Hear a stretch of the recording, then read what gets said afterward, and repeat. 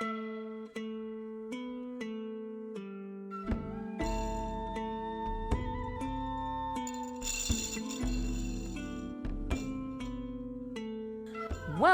to the Partial Historians. We explore all the details of ancient Rome. Everything from political scandals, the love affairs, the battles waged, and when citizens turn against each other. I'm Dr. Rad. And I'm Dr. G. We consider Rome as the Romans saw it, by reading different authors from the ancient past and comparing their stories. Join us as we trace the journey of Rome from the founding of the city.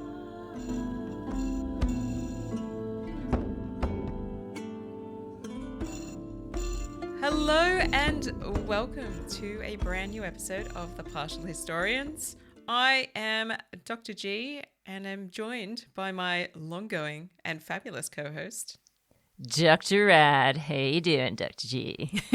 I'm doing fabulously well. It's always a good day when I get to sit down with you. I know. Now, look, you and I, we usually sit here and we hash out the narrative that is the history of Rome from the founding of the city.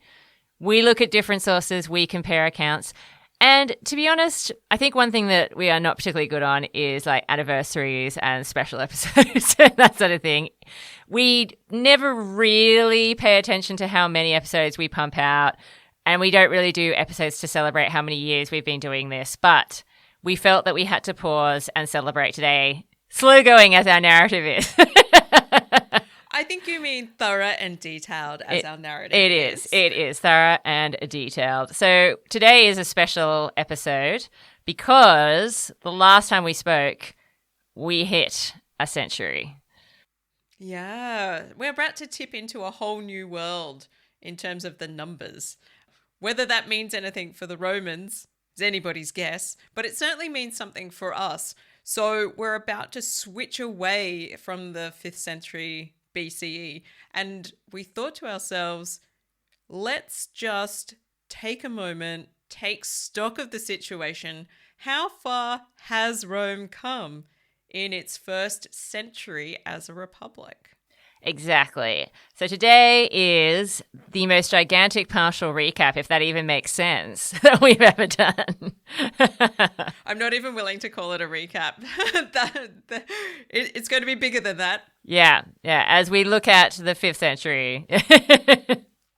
Yeah, so we started talking about the Roman Republic, which officially started in 509-ish, so just at the very end of the 6th century.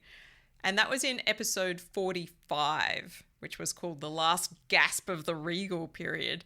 And it was so long ago that it was in 2015. Jesus Christ. Oh my God. Are we going as slow as the Romans? Almost. We're living it in real time. History unfolding before your very eyes. A little bit of history repeating. Exactly. And it has taken us 108 episodes to get from that point in time to the end of the 5th century BCE, which legitimately means that we've got an episode for just about every year that the Republic has been in existence so far. I was going to say that sounds astronomical, but when you think about it, should we be surprised? I mean, we do basically cover a year an episode. That's kind of our thing. Well, that's true. But sometimes we cover 2 years because there's not much going on. And then sometimes so much is going on that we need to devote more than one episode to a single year. So this is, I think it's a nice sort of like marry up and parallel at this point to be in a situation where we've got as many episodes as there've been years, basically. Yeah. Because I think the 5th century BCE, the evidence has been pretty thin on the ground, really. And yet somehow we fleshed it out into almost 10 years worth of podcasting. Incredible stuff. Incredible. I think, yeah, it's a high five for us. I'll put in a sound effect there. Oh, definitely, yeah. So look, I have to say, this as well, I think, is something we needed to do because of the very nature of podcasting, particularly the way that you and I do it, where, as you say, we do delve into the details. Because when you're doing a podcasting show, the big difference between doing this and, say, writing a book on the 5th century BCE is that if you were writing a book, you would obviously sit down, you would research the whole period at once. It might take you a few years to actually come to grips with all the material, do all your research, pull it together into the structure that you want, and then you write it, and then it's reviewed, etc., right? Whereas with podcasting, it is quite different because we are looking very much at it unfolding in sort of real time, in that we're not reading ahead that far, if at all. Sometimes we are just looking at the year that was, and we are definitely doing our research into interesting things that pop up as we look at the accounts, but we're certainly not looking ahead. I think that's kind of actually the nice part of it. We're kind of as surprised as the Romans in that we're like, oh, wow, that happened. Wasn't expecting that. So that's why I think looking back now and trying to take it all in, what we've covered over the last almost 10 years, is kind of important, because now we can kind of look back and say, right, well, now we know everything that happened. What do we think of this century? Yeah, now that we've done every year conceivable that we could across this whole period of time, what can we take away from it? So this episode is more going to be like a discussion of some of the really big themes and events that occurred throughout this century, and just a sense of like where we think things are at with Rome now that we've gotten to the end of this period and we're about to tip into a whole new century. So if people come to this podcast in many years hence and they're like, I don't know where to start with the 5th century, you can come to this episode first before you go right back and listen to all of the others. You can, rebel listeners. You can listen out of order. My God. The horror. The horror. I have to say, I actually enjoyed this century a lot more than I thought I would. And that's another reason why I think it's actually important to talk about it, because it is a bit of a forgotten century, I feel. You know, people talk about... get skipped over, yes. Yeah, people talk about that very, very early stuff where the Republic is founded, which is obviously so key because people care so much about the Roman Republic. People like to talk about it a lot. Mm-hmm. But then I feel like people just zoom straight ahead to like the Punic Wars, or maybe the Samnite Wars, or even, dare I say it, the fall of Veii. Spoilers. Which but they still don't has not happened yet for us. I know, but they don't pay attention to the stuff that happens. And actually, I'm like, wow, this actually tells us so much about the way that the Romans wrote their history, the way that they conceptualized themselves. I actually see this as being kind of foundational now. I'm so glad that we did actually go through year by year. Yeah, and I think there is a real pleasure in the slow reading of material that we've engaged in as well. So this is something that as a working historian, you sometimes don't get the luxury of doing, just sitting with a text for a really long period of time and going through it really slowly. You want to be able to do that, but often what you're called to do in the profession is to dig into things quite quickly, come to grips with stuff really fast, and then find the key pieces that will really help you say the things that you're hoping to bring together, to search for the hypothesis. And that really slow, close reading and close rereading is kind of fundamental to the pleasure of doing history. But it is also something that sometimes you don't get to do quite as much as you'd like to. Like you might be prepping to teach, or you might be trying to finish off an article, and all of those sorts of things are pressured deadlines, which means that slow reading engagement is something that you might have to build into your spare time.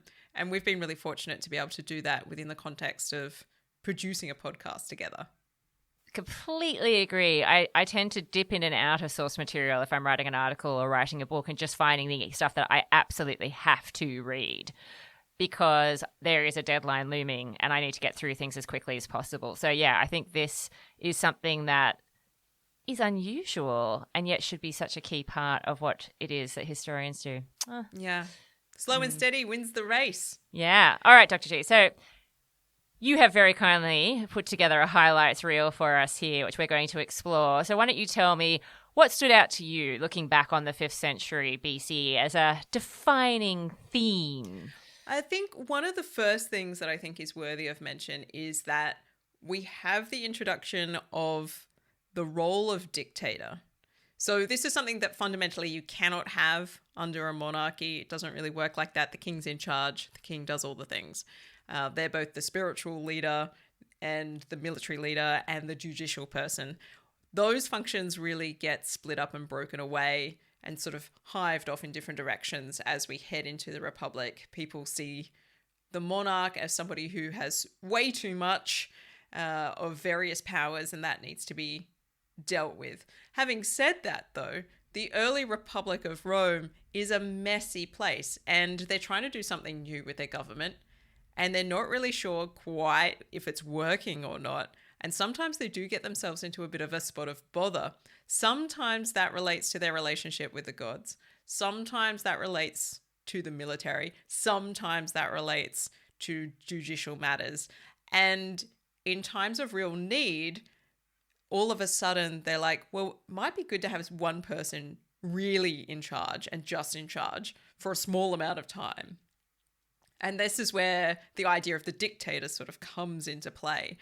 They've got various roles that they can fulfill, but the idea is that they definitely have to step down. It is a temporary position, and they must step down once they've fulfilled their mandate. So I think this is fundamental to the nature of the 5th century BCE, because Rome sort of harks back to the kings without necessarily returning to the kings at times. Absolutely. I agree. I think that if you were to open a popular history of Rome and there was anything on this period, which would shock me, but let's pretend that this is happening, it would very much tell you that in 509 BCE, the last king of Rome was expelled. The Romans vowed never to have kings again, and they introduced this new system which was structured like this. One thing that you and I have really seen whilst going into the details of this is how much of a lie that is. Can you imagine having a whole group of people just being like, we're not doing it that way anymore, and then having a completely smooth transition into a unknown, completely new, shiny system that they've made up on the spot, basically, and it not having any issues whatsoever? It's just unrealistic. Exactly. I mean, to be honest, I don't know why that actually even surprises us. Anybody who's been through a restructure of any company or institution that you work at, we all know it takes years to figure that kind of stuff out. It takes all sorts of HR management. It takes people having tantrums. It takes clashes. It takes complaints. It is a complicated process. And that is in the modern age. I don't know why we'd think that the ancient world would be so much more seamless. It's certainly not seamless, and it doesn't take them very long to sort of hit a snag in this new republic of theirs. No, it doesn't at all. The first traditional dictator is a guy called Titus Larsius Flavus, and he's brought in 498 BCE. So the republic isn't even a decade old. No. So it's a bit of an issue. They're like, we need somebody. And his job basically is to deal with the lingering supporters for the last king, Tarquinius Superboss. That man who doesn't want to die, doesn't want to go away, still like to be king, really. Oh, yeah. And he does have factional support. So it's a bit like, look, any politician that you really don't like that just keeps returning and keeps trying to get themselves back into power. Tarquinius Superbus is your man. Sure, I don't know what you mean, Dr. G. I'm not name dropping. I'm not going to date this podcast. Yeah, it's 2024. Where on earth would we be seeing that kind of thing happening? I don't know. I had no idea. So they call up this Titus Larsius Flavus to deal with this situation. And in addition to that, there seems to be some broad issues with the Sabines, which are Rome's neighbours to the east up in the hills.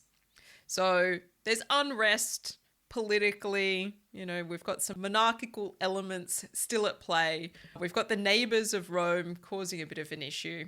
And so he gets out his lictors. He gets to have a lot of lictors. They get to have their fasces with the axes, which makes everybody a little bit perturbed. And Bob's your uncle. We've got our first dictator. I know, and I kind of love the idea that however this system came together, the Romans eventually basically had a built-in Band-Aid for their world. Literally a Band-Aid solution, yeah. Having a terrible time? Not sure what to do now? Quick!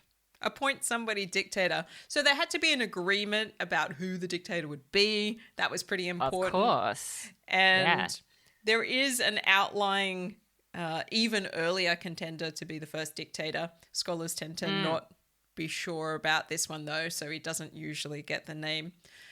This guy, Manlius Valerius Volseci, was apparently a player in 501 BCE.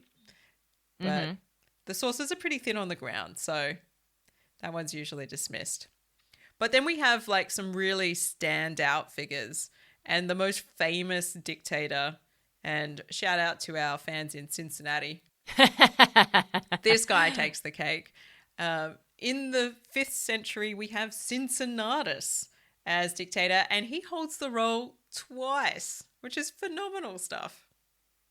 Yeah, and that's on top of his other positions that he holds, not to mention his family's general domination of politics in the latter half of the 5th century BCE. Yeah, they're a pretty phenomenal family, and he does not want to be dictator, for sure. He's busy, if I recall rightly, farming without his shirt on when they come and find him. Who could forget that scene? I never forget a scene like that. And he was so good at the job and resolving the crisis at that point in time that about 30 years later, or maybe 20 years later, they called him up to be dictator again, by which time he was a crotchety old man and even more grumpy than he was the first time. And he's like, are you sure you don't want to pick a younger man for this? He must have been in his 70s or 80s by that time. And he very reluctantly became dictator again. But this is, I love Cincinnatus as something to talk about because, as we've said before, but bears repeating now, because the 5th century BCE is a little murky with source material, I think it's very much still one of those periods that the sources that we're mostly consulting that were written later are looking back to for exemplars. And Cincinnatus, I'm sure, probably did historically exist. That's not to say that he is a myth. However, I do think that his life, the way that he conducts himself, it does become an exemplar that later Romans will reach back to as their perfect man. Yeah. Someone who's rural, rustic, embraces those traditional values of hard work and discipline, and does not want to hold on to power. Because as we've said many a time, this is the ultimate man, the dream man for the Romans is someone who is really good at exercising power but doesn't actually want it. Oh, yeah. You can almost feel Cato the Elder loving this guy from a couple of centuries hence. That sense of being tied to the land is a very fundamental concept of the early, mid, and even late Republic. The idea that a true Roman is centered in the farm somehow, in that rustic landscape, not in the urban environment where the politics is happening. And yeah, Cincinnatus is ticking all of those reluctant leader boxes. Absolutely. Do you mind if I get political for a moment? Oh, please do.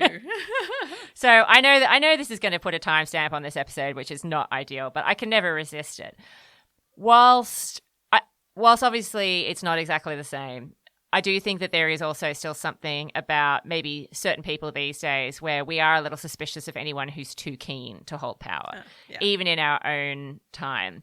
And whilst I certainly would not say that I approve or agree with everything Joe Biden did as president of the United States of America, there is something to be said for somebody who, okay, admittedly, after a lot of pressure, did at least step down when it was clear that him being in that position was no good for anyone anymore. It is not a perfect scenario in that there certainly had to be a gigantic amount of pressure put on him before he took that step. So I'm certainly not holding him up as a paragon of virtue in that respect. But there is something to be said for somebody who does at least eventually read the room and realize that it's time to go. Wow. Yeah. Which is not something that can be said for everyone. That is true. And we'll get to a couple of examples of people who do not know how to read the room in the 5th century BCE in this episode, for sure. Anyway, all right. So the next thing is something that we have spent many hours of our lives talking about. So how could anyone forget? Not going to surprise our listeners here, but the struggle of the orders, Dr. G. And boy, is it a struggle. It just keeps on happening. It definitely does. So certainly the 5th century BCE is the time where we see the kickoff, something that will actually last for a couple of hundred of years, which is the patricians and the plebeians, these apparent classes that exist in ancient Rome and are consistently at loggerheads with each other. And it flares up and it dies down periodically. It depends what's happening, but it's always there, lurking around the corner. I don't think we could probably go more than, I'm going to say 1 or 2 years, really, without some mention of something happening between the patricians and the plebeians. Yes, and I think the major issue that we've returned to many times and bears repeating is that the historicity of this conflict is really open to question.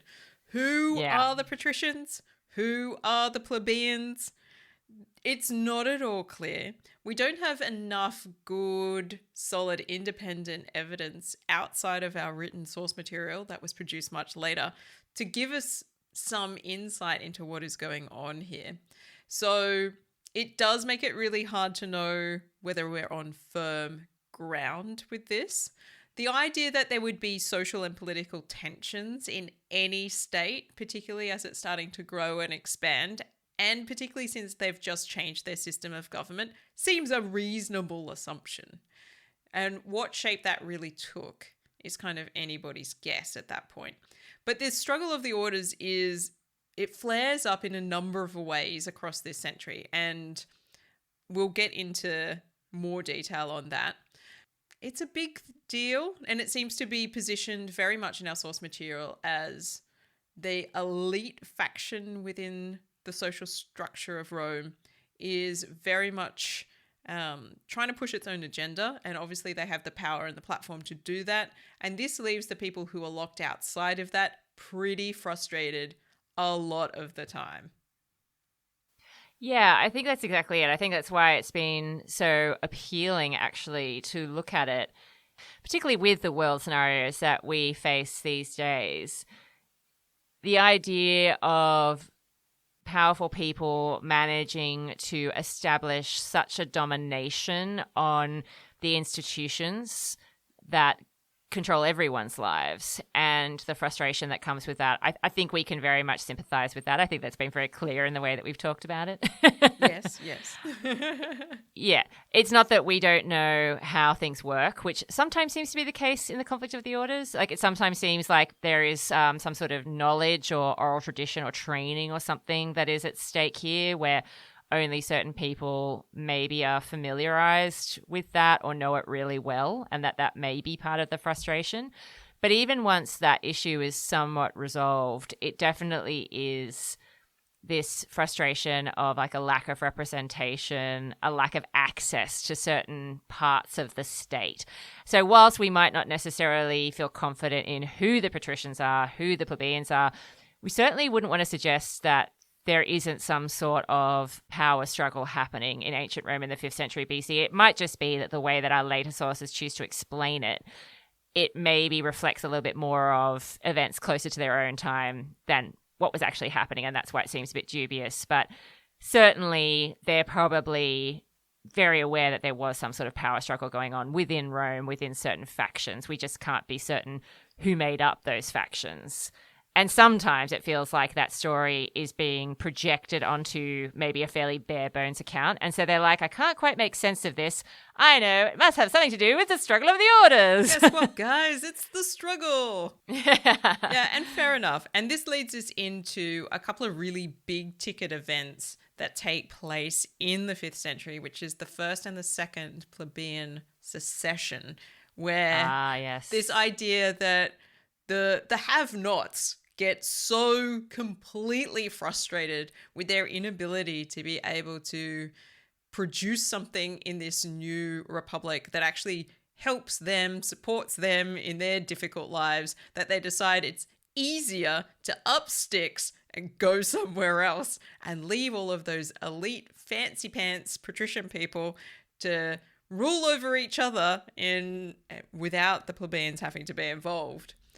And it doesn't seem to take very long. So we talk about the way that we have the first dictator in about 498, and then only 4 years later in 494, so we're less than 20 years into the Republic at this point, it seems that certain people have gotten so jack of this system that they're like, it's time to go somewhere else. Let's leave Rome. We've been here for a while.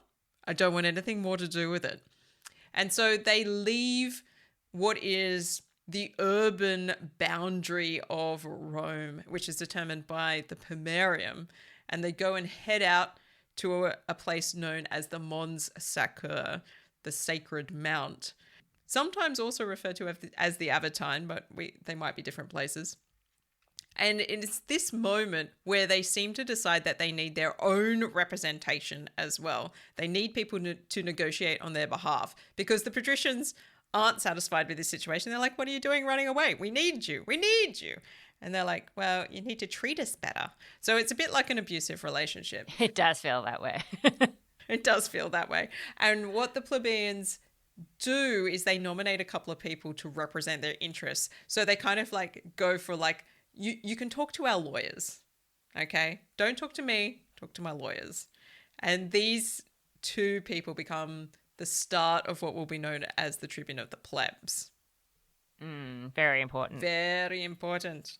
And this is really interesting as well, because we talked obviously about the dictator coming into play in this century, but this is obviously the century when we see the Tribune of the Plebs come into play, which remains a really important and unusual position in Rome's history for different reasons at different times. Obviously, it shifts with each century, but certainly it becomes a real bugbear in the quarrels between the patricians and the plebeians, because the patricians really regret ever giving into this. They're like, damn it, they really had me over a barrel and I wish I'd never agreed to that. And they're constantly trying to think of ways to either undermine this office or actually get their hands on it so that they can presumably dominate that as well. Kind of horrifying. You're like, okay, you have representation, but how can we ruin that for you? Yeah, so it exactly. Doesn't interfere with our never have given you that representation. I have regrets. Yeah, regrets. I have a few. A patrician refrain for the ages. I was going to say My Way seems a very fitting song for the patricians. I think that's kind of why the plebeians are always so upset. It does make an awful lot of sense. Yeah. So we have this situation where in the first secession, the plebeians are convinced to return. It does take some negotiation. They're like, all right, but, we need to have this political representation. We need these Tribune of the Plebs. Now, all of this is kind of up for grabs in terms of the source material as well. We certainly are not sure about most things to do with this century, but these are the tales that our source material, like Livy and Dionysius of Halicarnassus, are suggesting. Dionysius of Halicarnassus are suggesting. And you have some smoothing over of all of this, but problems do bubble under the surface, and that's what the struggle of the orders is really suggesting, that this is an ongoing process of struggle between these groups. And it all comes to a head again in 449 BCE, which is the second plebeian secession, where everyone's like, just no. And this is also a controversial situation as well, because at this stage, the Republic is not smoothly functioning at all, really. They're under the leadership of a group called the Decemvirate. So things have gotten a little bit out of hand, and this will tie into some other things as well as we get further into this. But essentially, people are interested in knowing exactly what the laws are in this place. And it seems like some people have been keeping the laws a bit secret. They haven't been written down properly. They're not in a public accessible place, so you can't just go and find out what the laws are for yourself.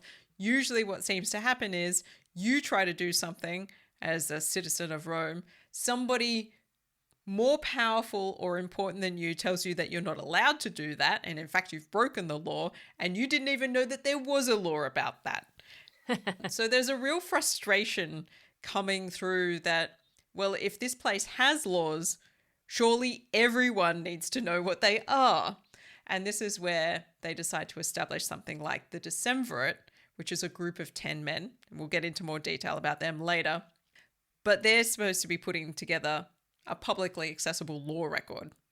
So that'd be nice, but it's not going well. The plebeians decide they need to secede again. They run away. They head to the Aventine and to the Capitoline Hills.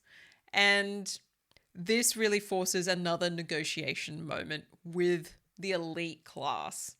And so there's this whole situation again where the patricians have to sort of, make some concessions. It's not ideal. They don't want to, but everybody's threatening to leave them. So they're like, okay, maybe I need to talk to them. It took quite a few diamond tennis bracelets and red roses to win them back. Oh, look, some paid lunches would really be helpful right now. But these two secessions are actually the perfect example of how we've got this larger narrative being used to tie together events, which may have been quite separate, because the first secession is really about debt, about the fact that with all the warfare happening, on top of just the general inequality and hardship that is life in ancient Rome at that point in time, people are really struggling to hang on to what little they have because they're constantly away fighting, things fall into neglect, they fall into debt. It just becomes this vicious cycle where eventually they find themselves, enslaved for debt in some cases, and they're not happy about that. The second secession comes about because of the law about the laws, as you said, people wanting things to be written down so that they don't, find themselves, someone running up to them and going, oh, a black cat crossed your path on a Sunday. That'll be 10 sesterces. Not that that would happen. That's a ridiculous scenario in every circumstances. But the law about the law is the key to the decemvirate. So that's a totally different issue. On top of which, it's also about the fact that the second decemvirate doesn't let go of their power. That is a trigger, and they're abusing their power. So it's also relating to those sorts of issues. So seemingly quite different reasons to secede if we do believe that the second secession happened. But they are both tied together as being examples of this larger conflict of the orders. And maybe our sources are a bit wrong about that. Maybe there are just different points of political, social tension in ancient Rome, and it just seems like there's a larger narrative going on here. Yeah, perhaps this is a view from hindsight, as we can often talk about as historians. It's like you have to be really careful when thinking about any event in time and how it might be interconnected or not with the things that happen afterwards. You don't want to get ahead of yourself too much. I'm not sure that Livy and Dionysius Halicarnassus are necessarily as concerned about things like that. But I have a feeling they're not. That certainly adds some complexity to what we can know about this century. So we've talked about the introduction of the Tribune of the Plebs as being related in part to this struggle of the orders. And what we also see, or what is also suggested in our source material, is that although they start out with two representatives, this does expand over the course of the century until we get to about 10 later on.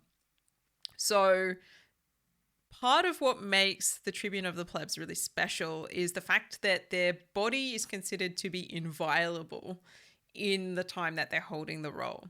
And this means that in times of physical danger, citizens can run up to them and sort of hold on to the tribune, if you like, sort of seek physical protection. And because the tribune is considered to be inviolable, they are able to physically protect citizens.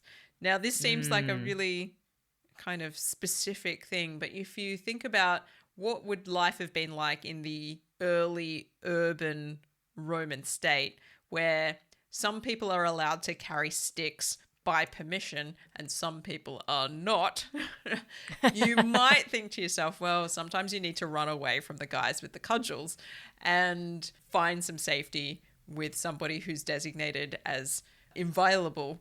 You cannot produce violence against them.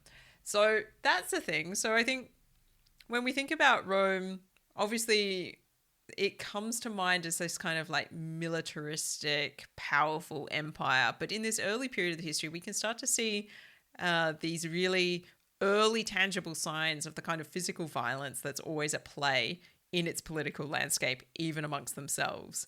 So the fact that to be a magistrate means you do get to have a bodyguard and you can push people out of the way. And if things are going really badly, you can hit people. Suggests that this is a pretty rough and ready place.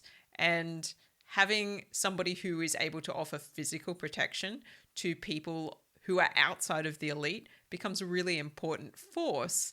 And we seem to think that it develops in this century. I have to say, thinking about the Tribune of the Plebs at this moment in time, it does make ancient Rome sound like a gigantic game of cops and robbers, and the Tribune of the Plebs is the safe. You know, like when you used to play that game when you were little, you'd be like, safe, I'm safe, you can't touch me, I'm safe, I'm touching the Tribune. Yeah. I found the person, stop it. Yeah, but it does, as you say, it kind of highlights just how small scale all of this must have been. Violent, but small scale, because if you just have two guys who are the safe points, it wouldn't really work if Rome was gigantic.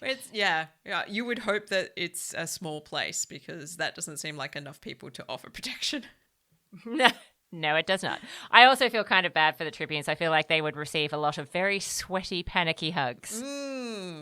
Wow, you know. Tasty. Thank you. Yes, I'll save you. Just don't touch me. And the patricians aren't very happy about this would seem. No.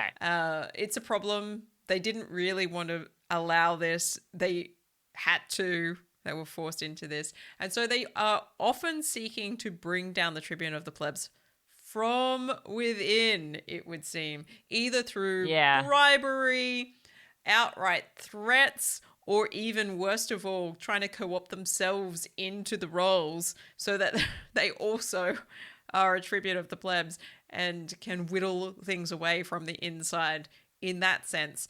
So there is a sense in which the tribune of the plebs is always a little bit contentious and also a little bit exposed at all times to whatever the patricians are up to. I do love that idea that the patricians are like, yeah, I mean, it's totally legit for me to represent plebeian interests and be a tribune of the plebs as a patrician. Like, what's the problem, guys? I'm interested in your best interests. I'm interested in all of our best interests. Conflicting interests? I don't know what you mean. What? I wouldn't know it if I saw it. The height of absurdity. So, Dr. G, I believe if people want to go back and listen to our very first episode covering the Tribune of the Plebs, they have to go all the way back to episode 59, which we called Introducing the Tribune of the Plebs. I'm glad we've got this very, very logical naming system. Yeah. Easy to find what you're looking for, guys. Indeed. We talk about the Tribune of the Plebs a lot. Yeah. Now, of course, it's not all internal drama by any means in Rome in the 5th century. If anything, this is the century that Rome starts to really put itself on the map, I think. I mean, the regal period, sure, but it's a little bit, it's a little bit more mythical, dare I say, legendary. It's a little hard to know what's going on in that time period.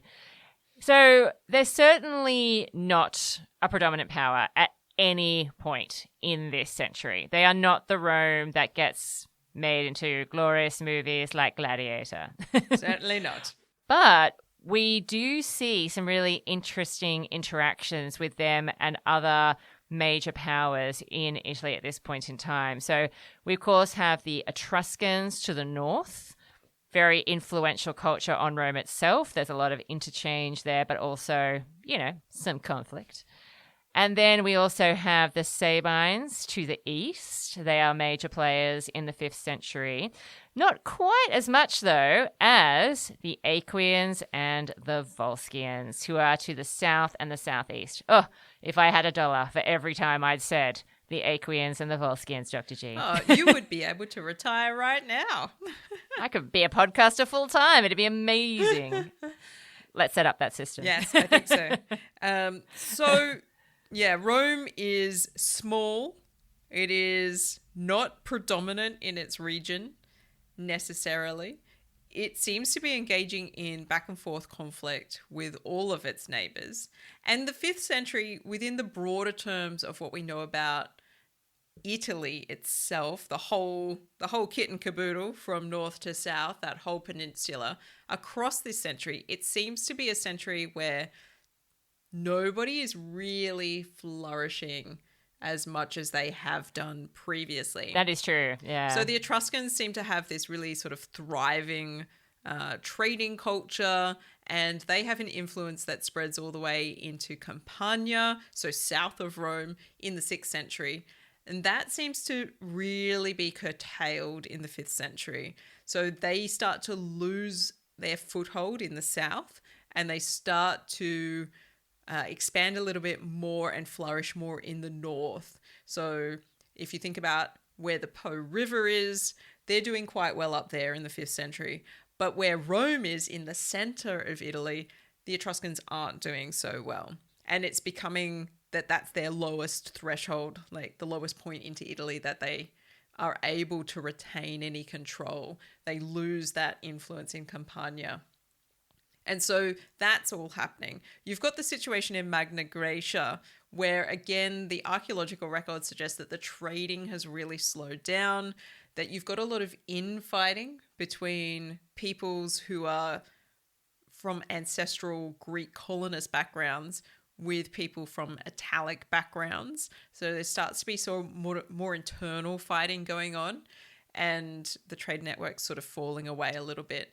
And Rome sort of comes through in this era, but we don't see them flourishing in particular in this century. And they actually have a lot of trouble in certain moments. There's some good 10-year periods in this century where it seems like they're getting sort of hit by plague, or they're going back and forwards against the Volscians and the Aequians, but the next year they lose, and the next year they win, and they're just sort of fighting over the same bits of territory and the same bits of booty, and it doesn't appear to be going anywhere. So Rome isn't preeminent by any means. They have a couple of friends in the region, but they also are struggling with a foothold.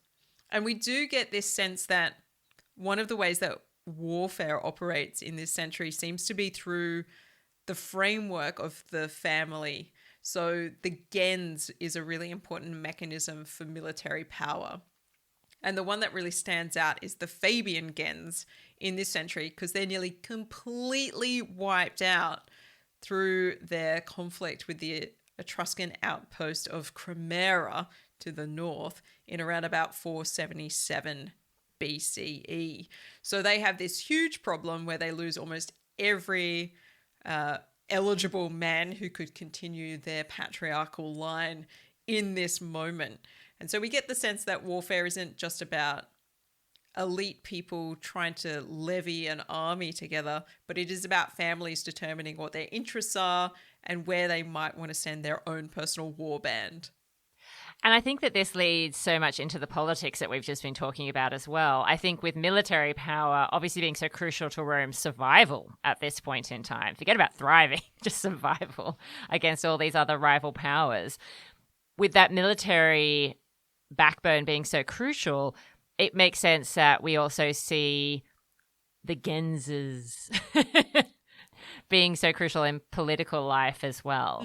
And certain families being more dominant than others, the networks, the patron-client relationships that kind of start to spring up. It's very feudal when we look at it.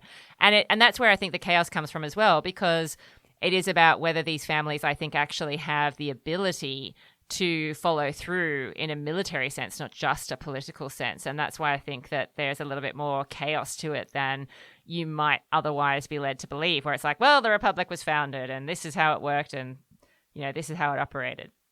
Yeah, so the sense that there is like this chaotic familial element that is at the heart of Roman politics, I think is a really useful idea to take away from the 5th century, because it is going to continue.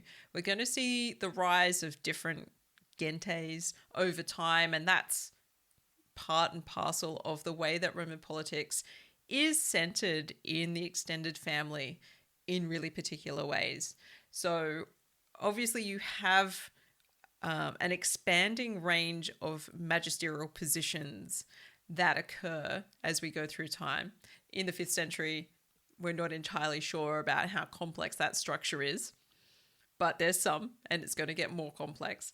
But certainly we see patterns of families coming into these roles. And it seems to be the case that there is a sense of trust that if a family has held a position before, then they kind of have an experience that will be useful for the next person in their family who comes into that role. So families build reputations within this republican structure in a way that may have not been possible in a monarchical system. But we also see that warband element, so we can't forget the way that family is operating here. And maybe it is having more of an effect than we're really aware of. This struggle of the orders might be repositioned as something like struggles amongst gentes, for instance. Yeah, definitely. And I think it also makes sense that if we look at the archaeological record, and I know this is something we flagged in our detailed episodes, but it makes sense that this would be a century of strife and highs and lows. If we can see in the archaeological record that most societies in Italy are struggling at this point in time, there's even scholars who will write about this thing of the 5th century crisis. So we know that whenever humans are, it's just natural, isn't it? That if you're put in a difficult position, there's higher stress in terms of either the cost of your living or having access to certain resources that you need. It's only natural that you're going to be more aggressive, perhaps, more ready to fight with other people and other groups. It just makes sense. That's why people are obviously, it's one of the many reasons why in this day and age, in 2024, people are so concerned about the effect that climate change is going to have, because it is going to reduce our resources and it is going to increase our cost of living. So it's all very well and good to hark back to good old days when none of this was a problem, but that's not a political problem. You can look back on, things 20, 30 years ago and think, oh, wow, we had it really good back then. I'm going to, think about the politics back then and try and return to that era. That's not what this is about. This is about environmental issues, which, going back to that political party isn't going to change. And so to me, it makes so much sense, because what we see in our own time period, I think, is emblematic of what they're going through. It's just about pressure, stress, all of those same sorts of things. Human behavior, I don't think, changes that much in these sort of broader areas that we're looking at. Yeah, and I think this is one of the keys to thinking about this state of lack of flourishing, if you like. It's environmental, and this has consequences for the culture. Yeah. You can see that playing out pretty clearly for the Romans in this period. Like, they are on struggle street, and there's various ways that they try to deal with that. One of which is this decemvirate that I flagged earlier. Yes, the decemvirate. It's tough. So by the mid 5th century BCE, so 452, nobody seems to be particularly happy in Rome. Maybe it's to do with the dominance of certain elite folk. Maybe it's to do with the ongoing year-on-year wars that seem to be coming up and dragging on. But there does become a sense of concern around this idea that the laws are just not explicitly known, and a codification of them would be an important step. This pressure has been building for a while, and this eventually culminates in the creation of the Decemviri Consulari Imperio Legibus Scribudus, the 10 men with consular imperium, for writing down the laws. Romans really have to work on their catchy titles for things. We can call them the decemvirs. I think that's easier. So they effectively replace the consulship for a short while. And I don't know. Well, all magistracies, isn't it? Like, Well- basically, there are no. I thought it was the case that there were like no magistrates apart from, and that's why it was such a big step, because they had to hand over everything to these guys, wasn't it? Because there was like no place of appeal. Yes, but also, do we have other magistrates? Well, that's the question. So I was considering opening the thorny door of, do we even have consuls? But I'm going to leave that mostly shut. Don't rain on my parade of imaginary magistrates. There are some people who used to be in charge in Rome, and now they have been replaced by these 10 men who have a singular job. Their job is to write down the laws. And that would be fine. You got to get the codification. You got to get it done. This is going to become the 12 tables, which is exciting, but the project takes way longer than anybody is expecting. And it's important that they're given consular imperium as well, because this means that if they need to take a break from the codification of the laws and go and fight a war instead, they have the legitimate authority to do that too. So, things take longer than anybody thought they would. One wonders if they're being delayed deliberately.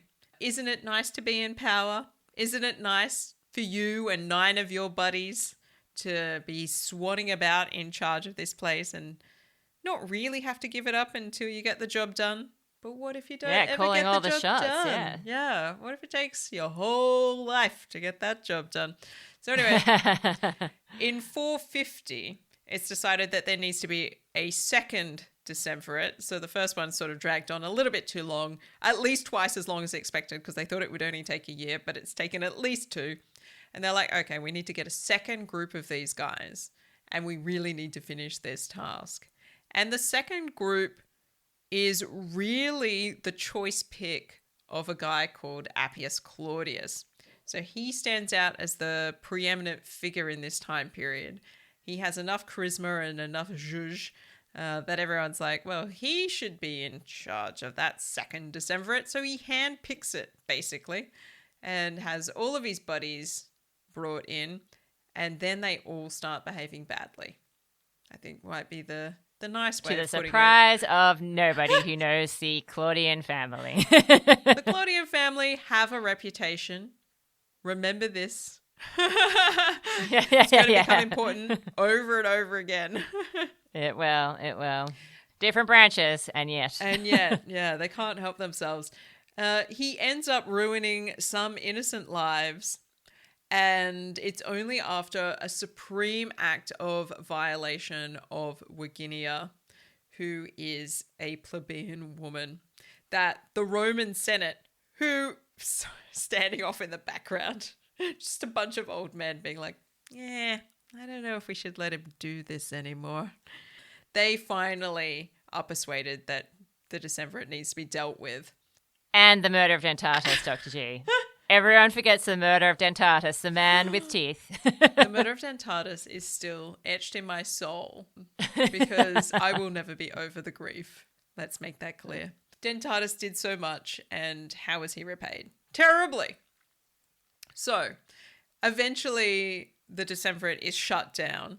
We get what we think is their work in the fragments that remain of the 12 tables, and it is a bonkers text. So it does seem like maybe the patricians were making up some laws because it's chaotic out there. Yeah, but it's so fundamental, isn't it? It's such a big deal whenever a society gets to this point where they're like, right, we're codifying the laws and we're going to write them down this time. Once and for all, people will know what's going on.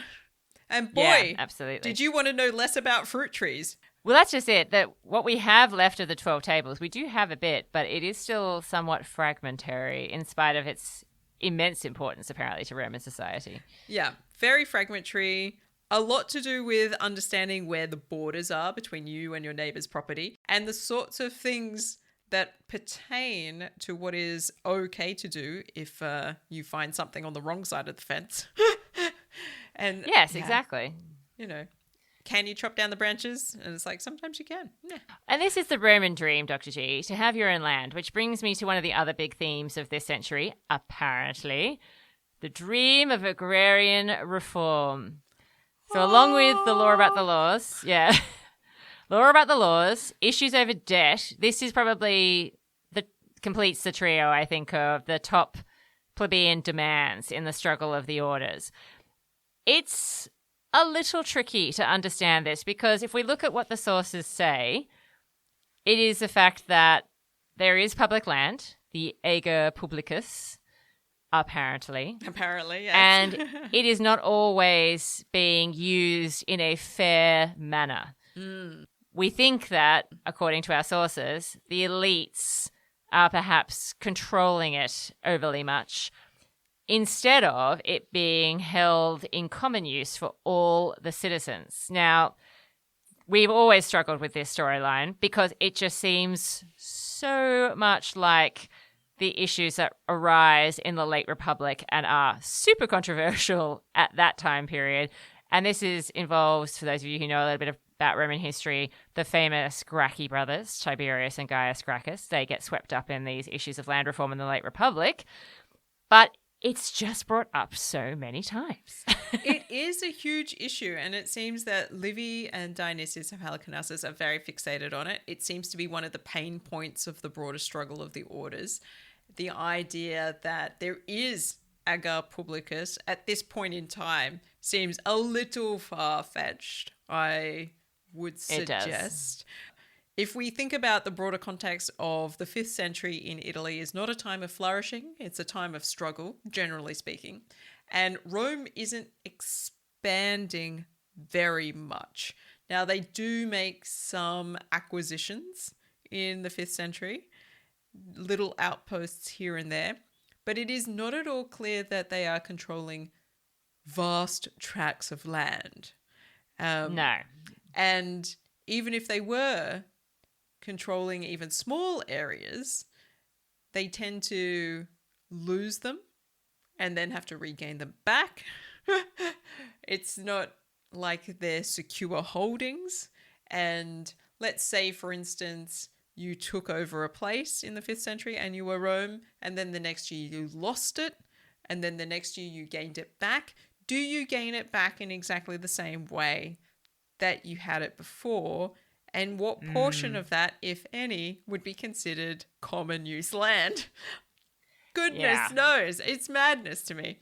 So I feel like this is something that is really hard to reconcile with just how unstable things appear to be in the 5th century BCE. The Romans are very much struggling to hold targets that they acquire.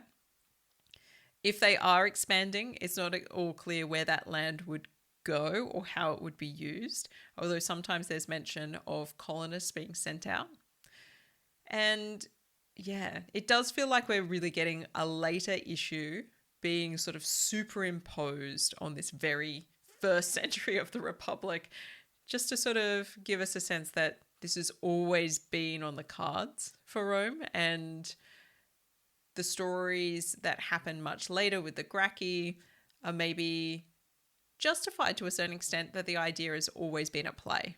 Yeah, and I think as well, if we brush aside the first century BCE curtain that might be covering these issues, maybe what is at stake here is that with all this warfare going on with Rome and its neighbours, maybe it is about the fair and just distribution of booty and access to resources that are being gained in whatever expeditions the Romans are carrying on. Maybe that's really what is at stake here. And for Livy and Dionysius living in the time period that they live in, that would be land. Mm-mm. You know, that would be a major issue. Or maybe it reflects a paucity of land in this time period, that people are struggling to survive. I can kind of see some connection, obviously, between that and the issues of debt that we've talked about. And there being a division between, obviously, people that have more and people that have less. It's not necessarily that you can put that directly on top of patricians, plebeians, but I can definitely understand that it's a very old story, and one that we still obviously experience now, this division between people that have very much and people that have very little. Yeah, for sure. Yeah, so I think the dream of agrarian reform, it's there.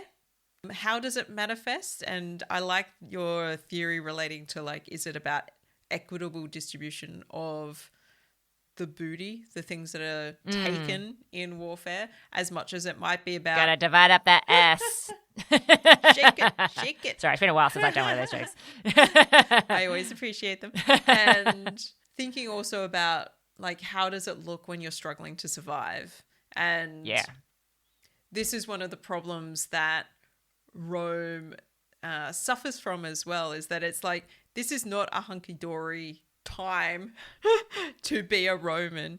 It is a time where there are plagues, there are ongoing sort of rotating military campaigns that mean that you're losing people consistently, which is then affecting your ability to farm, affecting your ability to bring in a harvest. And if you don't have enough land to subsist or produce a little bit of surplus, then obviously this is going to lead to real tensions. So perhaps you do want some agrarian reform. Yeah, exactly. And I think that's something that, again, just to do the modern parallels, which I love to do, even though it completely timestamps out this episode, it is that idea that sometimes when people encounter things that cost a lot, like in terms of clothing or food, they get really outraged in Anglophone countries like, you know, Britain and Australia and America. And it's understandable because you've been led to believe that these sorts of things should be cheap and plentiful.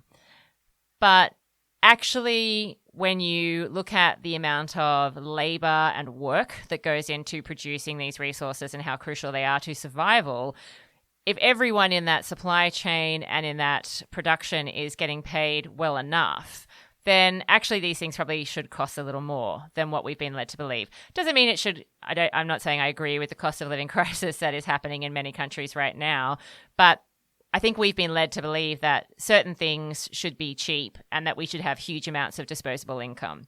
When actually, if you look at how people used to live in ancient Rome, a huge amount of whatever they were bringing in, not that it would be cash like for us, but whatever they were bringing in, it is labor intensive. And a lot of what they're trying to produce is just like basic enough clothes to keep them warm or cool, depending on the season, somewhere to live, and enough food to survive. That's really what they're looking for here.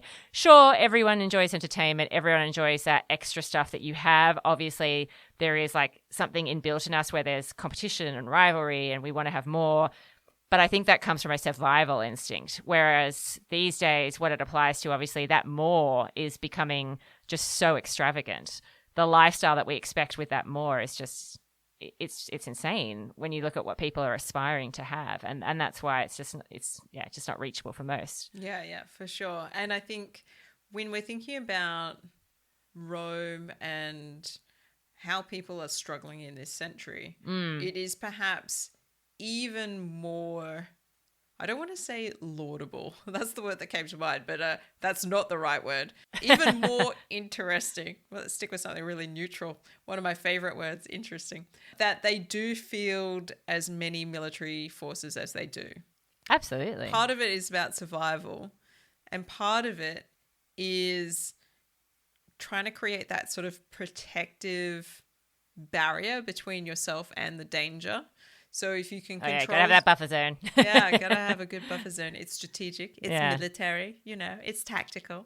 If you can do that, that's really useful because that allows you to then relax a little bit in terms of being able to produce a little bit extra so that you can do that again. And that's kind of the struggle that Rome and all of her neighbors are in, is that they're all trying to gain just a little bit of security for themselves. That means that they've got enough surplus to do it again if they have to, because it's pretty clear that they will have to year on year. Yeah. So I think this leads us very nicely into thinking about the way that this militarization and conflict throughout the region is really becoming more and more severe as the century goes on, because they have to develop this whole new political entity, the military tribune with consular power. Such a wordy title. It is a wordy title, and I don't know that I see people sort of like, you know, turning it into like an abbreviation, the MTCP, and I'm like, no, the military tribune with consular power it is. So You can't have a new political system without some teething issues. The dictator has been a bit of a solution. The tribune of the plebs, a bit of a solution. And then we've got this idea that the major magistrates are these two consuls, this idea that there's a sharing of what used to be monarchical power between these two figures. But sometimes you've got even bigger issues. And one of the key facets of the consulship is this idea that they are legally, legitimately able to field military forces, which is great because you could have two armies going in different directions led by two different people. But what if, Dr. Rad, you had more than two enemies that you needed to deal with in a particular year? Which I think Rome often does. They manage to annoy a lot of people. It's impressive, actually. Yeah. It's laudable, you might say. Let's say you're not great at making friends. And let's say you're better at making enemies. And let's say all your enemies decide to attack in the same year. Well, maybe you got a bit of a crisis on your hands because you've got a situation now where you're like, well, if I had one big issue, I could bring in a dictator. But I've got 4 big issues that I need to deal with. I got 99 problems. And Exactly. And it's like, my problems are multiplying and I just don't have the manpower. And all of a sudden you're like, I need more people to be able to lead armies. This is where the military tribune with consular power comes in. And not only is it beneficial in terms of being able to have more armies in the field, although presumably they're smaller armies than if you had 2 big armies, but there is a sense in which it's a military tribune, which is kind of like a lower level position within the military structure. And this allows them to co-opt plebeians into this leadership role all of a sudden. Or that's the theory anyway. That's the theory. That's the theory. So sometimes we have 4 military tribunes with consular power. Sometimes we have 6. It gets more chaotic as the century goes on. And theoretically, we're allowed to have some plebeians in there. But that really doesn't happen until we get right to the end of the 5th century BCE. Which is, I think, again, one of those interesting examples of potentially the narrative maybe overriding what was actually happening. So rather than saying, look, guys, I'm not going to lie to you, things were tough in this century. Whew, boy, we almost got snuffed out completely a few times. Rather than potentially admitting that, it feels like whenever we talk about military tribunes with consular power, it's far more a political issue, where it's about who's going to hold the power, the ultimate power. Is it going to be a patrician? Is it going to be a plebeian? Constantly, we are talking about this rivalry about, what's the election going to be for the next year? Is it going to be a consular year, or is it going to be military tribunes with consular power? And it's never really connected to the fact that maybe it's because there is so much going on militarily. And then towards the end of the 5th century BCE, rather than Rome sort of trading tit for tat with neighbors, which feels like what happens a lot of the time in the 5th century BCE, it seems like Rome is actually going a little bit more aggressively for expansion. And so it would make sense, again, to have military tribunes with consular power if you were trying to be on the front foot more than you were on the back foot, or, just responding to some sort of other conflict where it's being resolved militarily. So, yeah, it's really weird that we very rarely see talk about this position and how many there were of them, in the sense of, well, Rome just has that many problems, guys. So many problems. And we just need so many people to help us out. Yeah. And sometimes they do get sent to similar locations. So as we hit the end of the 5th century BCE, we are at the start of the Siege of Veii. And it does seem like there are moments where Rome sends a whole bunch of commanders to the same location, being like, all right, well, it's military tribunes with consular power this year, that's the problem. And so that does feed into this idea that you've suggested, that we're talking about something that is not just about the practicality of can we field enough armies because we've got too many war fronts that we need to deal with, to this is a political situation and we certainly don't want some people sitting in that consulship this year. It's got to be a military tribunate instead. And the ins and outs of that are completely beyond our capacity to reckon with the source material that we've got. But it is fascinating. It definitely is, and I feel very happy at least that we did manage to get a plebeian in just under the line. Just scraping in. Yeah. Well, Dr. G, I think that does definitely give people a bit of a highlights reel looking back, and seeing those tensions between the haves and have-nots, whoever they may be.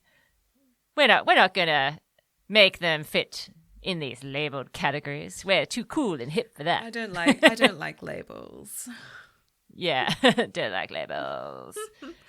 Yeah. And definitely the power of the families and that extended family structure being so important. So the gens being really at the heart of the political and military life of Rome at this point in time. And that perhaps explaining why there is this sense of chaos that's just lurking beneath the order that Livy and Dionysius have given to the narratives. It seems like everything's so together, but really, you peek underneath, it's not quite as set in stone as they would have us believe. Yeah, open that door, have a look inside, close it again, be like, Rome, it's chaos in there. Yeah. Rome certainly doesn't have a formal army in this century. Far from it. It is really a situation where they have to be called up every sort of campaign season. Ah, the levy. Yeah, so there is a levy every time, and so people have to sign up to be on campaign, which must take a reasonable amount of time. So that is interesting. People don't get paid. It's part of your civic duty, not something that you are getting an income from.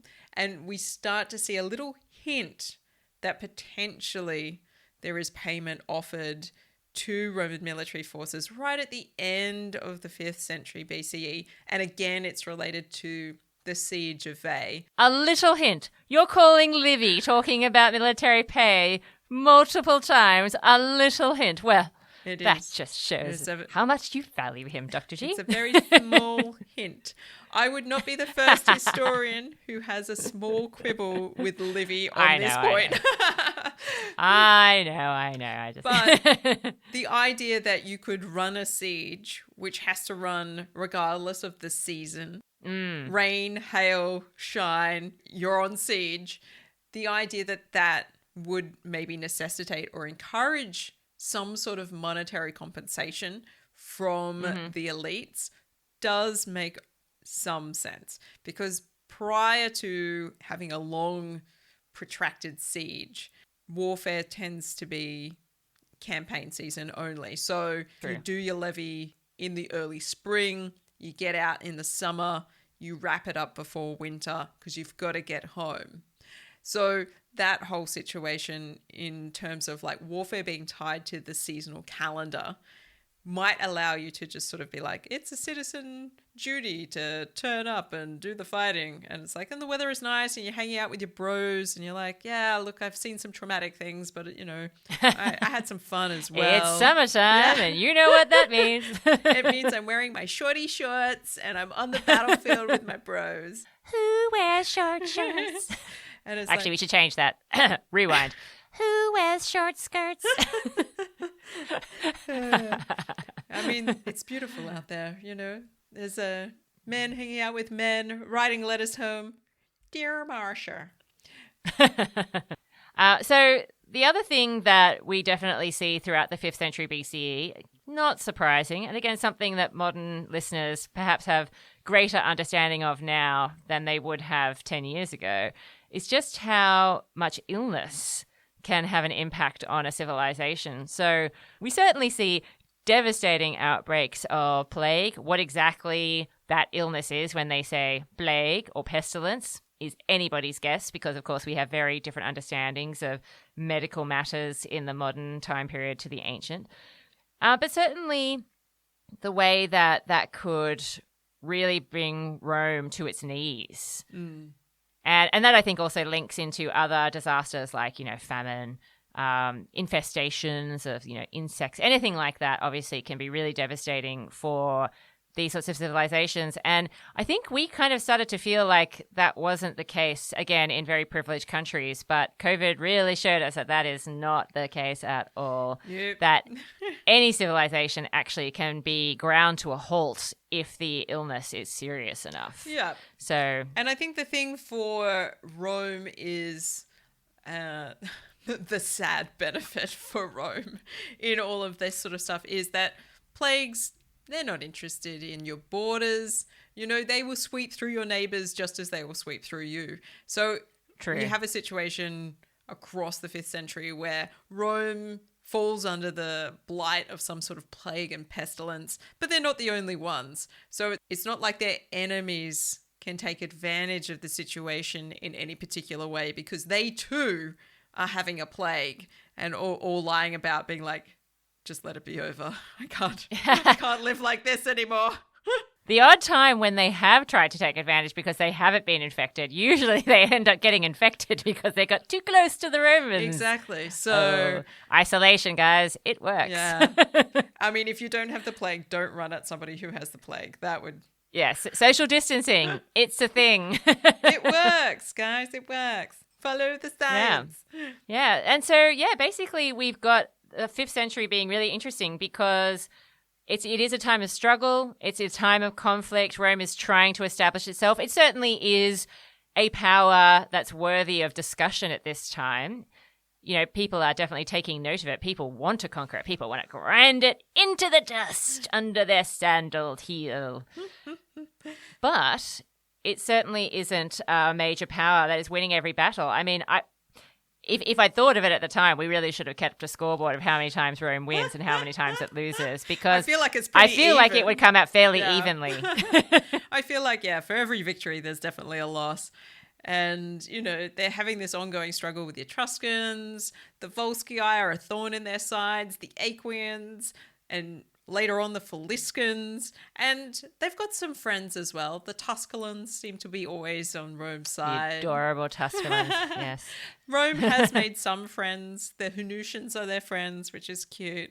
But yeah, it's bonkers out there, and they are not a regional leader at all. They're one of many competing for the same resources in the same very nice part of central Italy. Yeah, and I like to say thank you to everybody who's been with us throughout this past century and before, if you were with us for the regal period as well, and also the period before that when we were doing things much more randomly, kind of like the Romans. See, order develops with time. Order from chaos. Yeah, that's right. That's how it happens. Now, I should say, I know that I've been a little bit presentist today, and I often am a bit presentist in the way that we talk about things, but I think that the reason why I like history so much, Dr. G, is that by thinking through the experiences that the Romans had and the experiences that I've had myself, it actually kind of helps me to understand their scenario, even though I know it's not the same. I know you can't transplant my life and put it into ancient Rome by any means, but in terms of the basic emotions that they were feeling or the very, very broad experiences, I just feel like it gives me more empathy for what people were going through back then. And I also feel like it helps me to process what I'm going through right now as a person living on this planet. Yeah, and I think there's a huge value to doing history as a way of understanding the self and for seeing certain parallels. Obviously, nothing is a one-to-one parallel. Everything is vastly different in all of its manifestations through time. But there are ways in which we can see the way that the Romans are sort of navigating their definition of self through the way the historians write about it much later. Absolutely, yeah. They're doing the same thing. Yeah, and that process of coming to grips with the past as a way of coming to grips with yourself, I think, is one of the great pleasures of history. So any point in time in which you do history and practice history, the outcome will always be a little bit different. And that is because your present is always a little bit different from the present of somebody else. So yeah, returning to these things over time, you start to learn more about yourself, more about your own society, and it raises questions not just about the past, but also about the here and now, which I think is fascinating.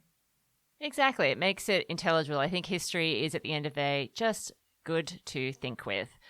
And there is no doubt in my mind that if I were plonked by a DeLorean, of course, into the 5th century BCE, I would probably die within a week because I don't have the skills necessary.